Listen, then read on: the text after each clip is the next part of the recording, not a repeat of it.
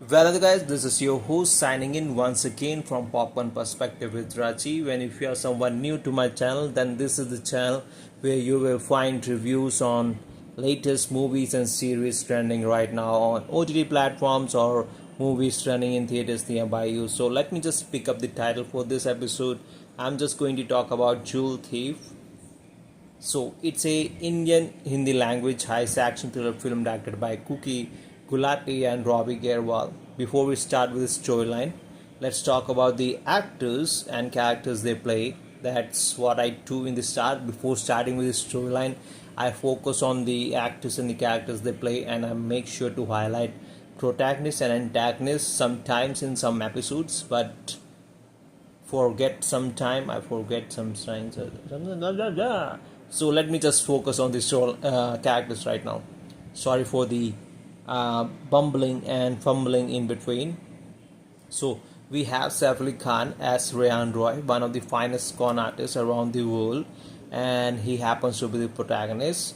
Then we have Jaydeep Balawat as Rajan Olak, as a Indian art collector, and he is the antagonist. Then we have Nikita Datta playing as Farah, wife to Rajan. Then we have Kunal Kapoor playing as Vikram Patel, a police officer who has been trying his best to get his hands on Rehan for a long time now.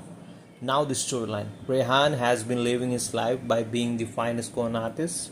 Then on one fine day his brother has been assigned to find him and get him to know that his brother and his father is getting blackmailed by Rajan, and Rajan wants Rehan to cooperate with him in a heist of stealing out 500 crore red diamond.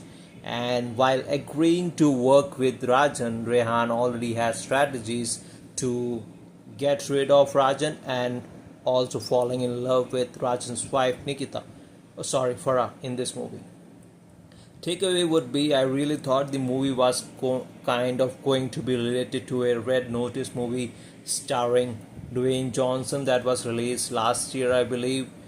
But I was happy it was not a dubbed movie for Red Notice movie. And also, I could say it could have been more interesting if scenes presence were divided equally, or at least 60 to 40 between Rehan and Rajan, but it was not. And that mind behind the screen, like person who helps out with hacking and all, could have been more interesting, like real time hacking and controlling, not just acting like playing on keyboard. And it felt like Rehan was major focus for the movie, even when we had Rajan, a clever art collector and a criminal person. So the story was totally focusing on Rehan part, though he was being assigned by Rajan to do the heisting thing all alone. But Rajan could have been also the main focus, like scenes could have been divided equally rather than just focusing on Rehan's storyline along in between Rajan's life. An ending pointed out to be a second part. Let's see how the audience shares the love for this movie.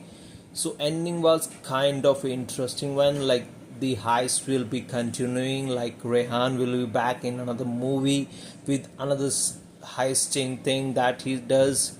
But movie, I believe, had a average love from the audience, I believe, because of some non so interesting storyline, I believe. So other than that, if you have not watched it, make sure you watch the trailer first.